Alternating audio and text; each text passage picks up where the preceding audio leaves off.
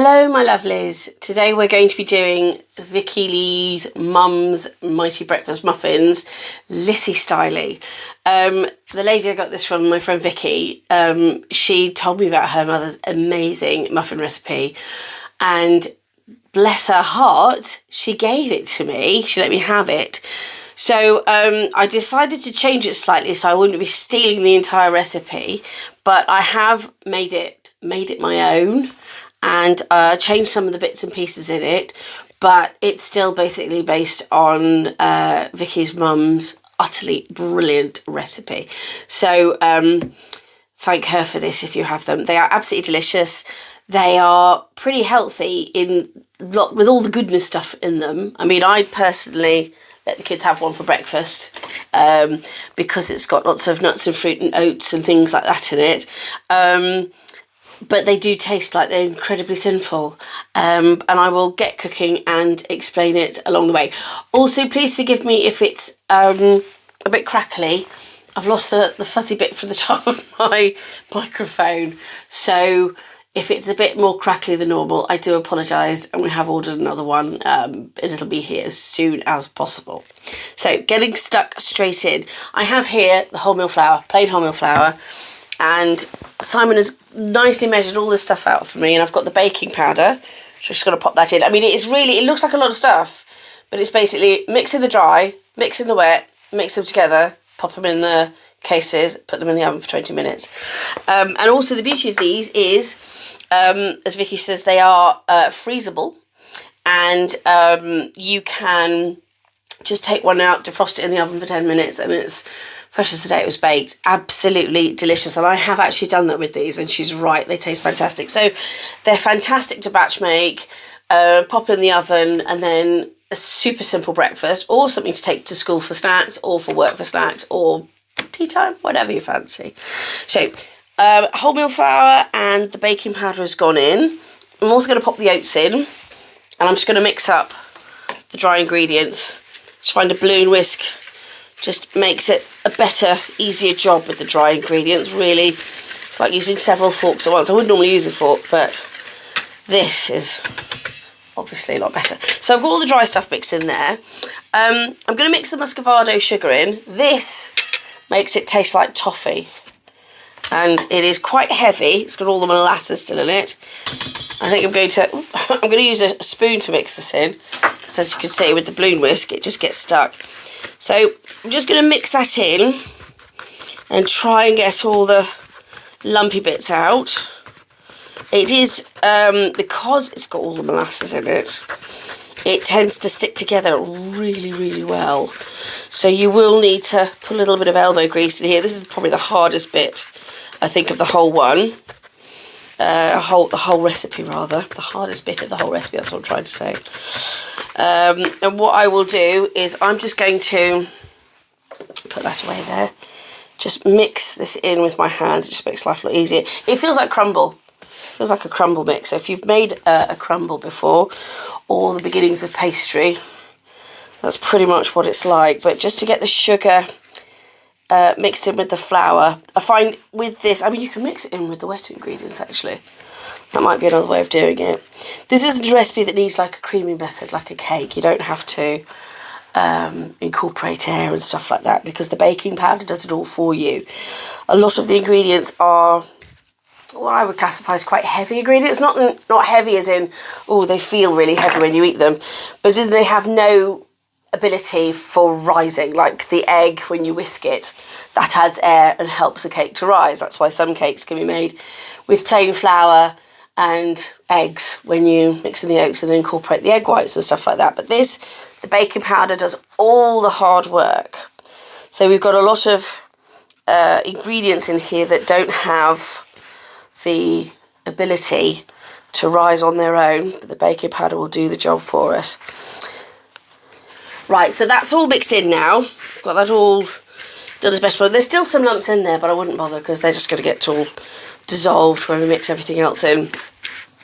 So, next thing I'm going to do is put in the spices. The recipe calls for allspice. I usually use mixed spice, but I'm going to use allspice today. To be honest, there's not a huge amount of difference, in my opinion. And the cinnamon. And that is the dry ingredients. Now, at this point, I like to also incorporate the carrots. These are finely grated, but it's only because Simon, bless his heart, he did these for me. When I used to make this myself, I used to just use a normal grater. I didn't do it, you know, extra thin, and it was still perfectly lovely in the cupcakes. It really wasn't a problem. So it is up to you. It is, I'd have to say, it does give it a bit of a nicer texture when it's finely grated, I think, especially for people who are a bit squeamish about carrot cakes and things like that. But it's just delicious. It's the flavour. It's the flavour of it that's just so fantastic. So I've just given that a very rough mix in. I'm going to put that to one side. Oh, so I'm going to put in the seeds. Seeds go in. Give them a rough mix in. Right, there we go. So the seeds have gone in. The carrots have gone in. I put walnuts in. You don't have to put these in if you don't like nuts. If you want them to be nut free, it's absolutely fine. I've chopped these up. These were just big walnut halves. Popped them in a bag. Gave them a bit of a bash with a rolling pin. And that's it. They're absolutely fab. So just put those in there like that. That's done. These dates, I was quite lucky. I had some in the cupboard because I've left over from some fruitcakes at Christmas. So these are already chopped into beautifully small pieces. But if you get the dates that have got the stones in or any dates at all, just snip them with some scissors or cut them with a knife until they're chopped up. Maybe put like a tablespoon of flour in just to mix it up so they don't all clump together. Doesn't really matter because dates sort of dissolve when they cook anyway. So it'll all go into a lovely toffee mix. I'm just going to put the dry mix to one side now. Get my jug. So I've got my oil. Just going to put that in there. And, oops, I'm going to throw that all over the place. I've got my yoghurt. So I'm just going to scoop into here. There we go. Now, also, just to let you know, I have some issues with dairy, sometimes with milk. So this is actually soya yoghurt, and it works perfectly well. Now, I know Viki's mum's recipe says you must use normal fat yoghurt, but no disrespect for just my personal thing, and it probably is absolutely sublime with normal fat yoghurt, but I didn't try it with normal fat yoghurt because obviously at the time my dairy allergy was really playing up. I do eat dairy, which is really naughty, and I have medication to help counteract it. But I don't eat it very often because otherwise, my allergy can get quite serious. But so most of the time we do use dairy-free stuff in exchange for normal yoghurt. And the soya yogurts and almond yogurts, things like that, they're usually very, very low in fat. So they do still work. So I'm assuming that if a low-fat dairy-free yogurt will work, then a low-fat normal yoghurt will work. So it's up to you. These are all the eggs going in. Just mix those in nicely. There we go. So I've just got all the wet ingredients in here. I mixed the oil with the yoghurt first because they're both quite thick. So they would have mixed in really well without lumps, which they have done. And then I've just popped the eggs in just to loosen it all up. The other thing I was going to say was the apples. Now, I get these dried apples in a pack. Get them all over most supermarkets. As I said, I normally go to my local one, and I just, as I said, with either scissors or a knife, I just chop them up myself. They're quite tough. They feel really leathery, but when they go into the muffin, they are just so delicious. I mean, they taste delicious now. It's quite weird. When you put them in your mouth, they kind of just, how can I explain it? It's slightly chewy, but it's still got a crunch. The sweetness is so beautiful. And the apple flavour, it's a really nice, natural apple flavour. I can't stand these flavourings that you get sometimes, and you can tell it's fake. There's like some fake cheap sweet. But using dried apples, you just get that wonderful burst of a fresh apple. And it's just so delicious. And of course it cooks beautifully as well, because you still get all the flavour, but you don't get all the extra juices, because you don't want the mixture to be too wet, because that's when you overwhelm the baking powder, and that's when things get soggy, because the baking powder will try to do its job, but there won't be enough of the egg to set, the flour to set, so it becomes rather a doughy mess. So this is why dried fruit is the best thing to use in this recipe. You've got plenty of moisture added in that jug there. You don't need any more than that. So these are really quite sticky, even though they're not quite dry. But it's quite difficult to cut them and get them off my hands. But there we go. So that's the last bit. Again, as a, you could use any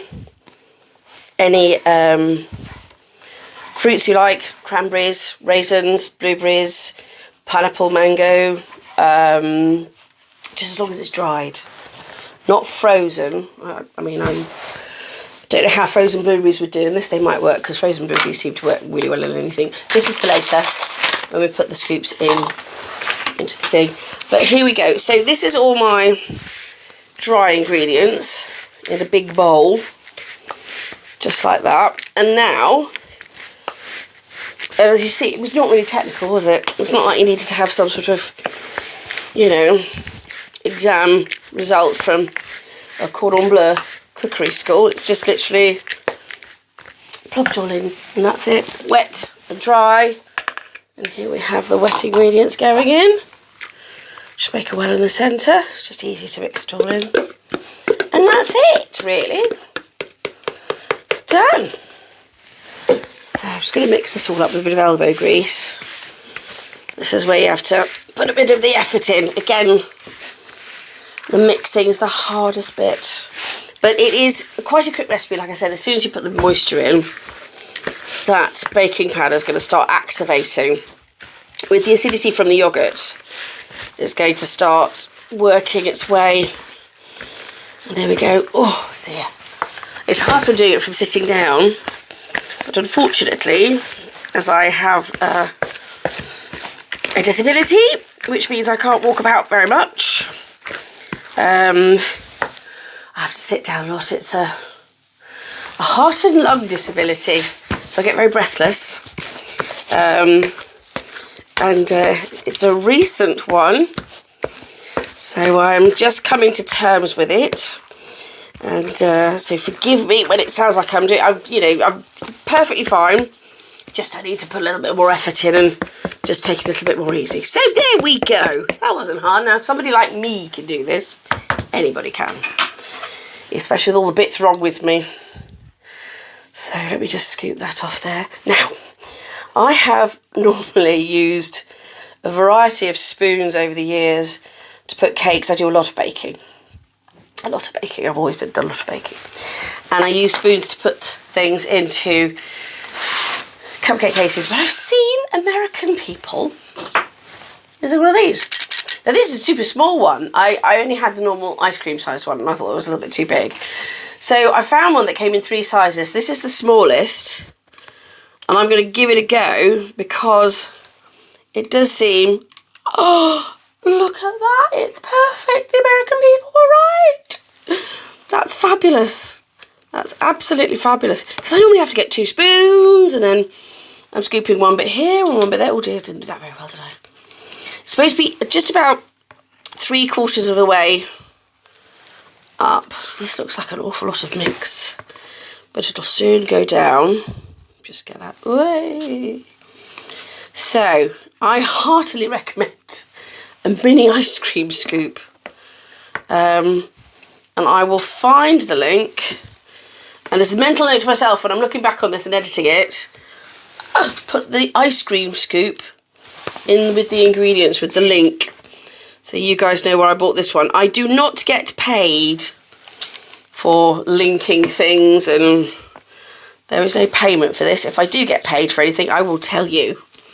But this is literally just a friend, me, telling a friend, you, where to get this fabulous contraption. Because I tell you, you find ice cream scoops all over the place, but not these little tiny ones, which is just fantastic. I've just plopped some of the mix in the middle there. I think I could fill a few more bits up. So, but this is amazing. It does all the scooping, and because with the other spoon I'll be like, oh, that bit there and that bit there, and this just does it for me. So I feel really annoyed that after 50 plus years of baking, I've only just discovered this. I can save myself so much trouble, so much ease.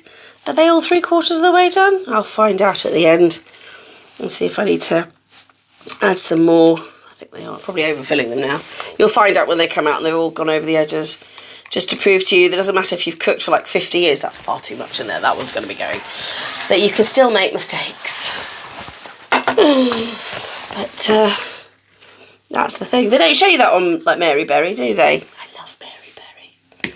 I love her. I really love her. Just every time I see her, she's like a warm summer's day. I just love the woman. But yeah, they don't show the errors. But I bet she does have the odd problem. I hope so. Because otherwise, I just feel like, oh gosh, I really am like rubbish. Because I show you guys all the problems, warts and all. You get the full Monty. I mean, I do edit out some of the swear words, obviously, because, you know, I'm trying to keep this to a family show. But yes, when things go wrong, things go wrong. You know, I'm a bit of a whizzywig. What you see is what you get. Right, so we're nearly done there, and it's actually quite surprising how much has gone down. You look at the amount in the pan in the bowl, and you think, oh gosh, that'll never fit. But it has done. And also fitted on the table, apparently. I've just flung some. Anyway, so yeah, I'm just going to go back and top some of these up. And just show you how full they are. I shall zoom in a minute. Well, that's definitely not full there. They're supposed to make between 18 and 24. But I suppose it does depend. I mean, I've put 100, it's 100 grams of dried apples and 100 grams of, obviously, dried dates. And everything is all measured out exactly. But then, you know, 100 grams of dried apples is going to be different to the dates, because apples, obviously, they are actually, when they're dried, they still stay really large, and they actually get very puffy, which is very strange. So you still get a larger area of apple to date ratio, which will mean it will look a bit more in the mix. So if I'd used blueberries, I wouldn't have probably had as much mix left behind. So that just goes to show to you that, you know, it depends what you're using. Some of these are going to overflow, I can tell you that now. But I will try to leave it at this, and I'll just put the rest in. Oh, actually, that one could do a little bit more. I'll put the rest in some spare cupcake cases. Just check is everything. Put a little bit of apple in that one. Is that okay? Maybe that one. There we go. Right. So now I've done that, and I've put as much as I dare in these. I'm being really cheeky, aren't I? These are going to overflow. They're going to look really, really mad. Oops. And I think the last bit here, and then I will definitely leave it. There we go. Right, so that's pretty much empty. That'll do me. I mean, I normally try to scoop it all out and make sure that everything is there. We just get this little bit off the table. So now we've done that, and you can see how full they are. Seeds on the top. This really is a really, really lovely addition, because although they're going to be gorgeous and textured, you're going to have the toffee dates and the lovely apple in there. This just gives a lovely crunch to the top. My friend Viki, when her daughter does these, she says she just takes a big handful and just pops them on the top, and they work brilliantly. So, you know, you don't have to be, you know, like that meme, all of that. This is real cooking. So this is like normal people, not fancy people, doing this. Oh, hey, you might be fancy. Nothing against that. Just saying I'm not very fancy. I'm, oh, that was handy. Bounced off the tray actually into a cupcake case. That was rather good. So I've done that. Let me just do these ones quickly.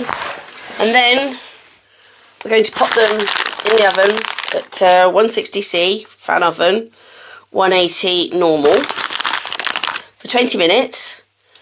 I have a special well, it's not a special skewer, it's a kebab skewer basically, which I use, a metal one, which I stick into one of the muffins just to make sure that they're cooked. If it comes out nice and clean, then it's cooked. I also, well, I have asbestos fingers, remember that. I also touch the bottom. Well, as soon as I stick it in, I touch the bottom. And if it's hotter than the equator, I know it's cooked.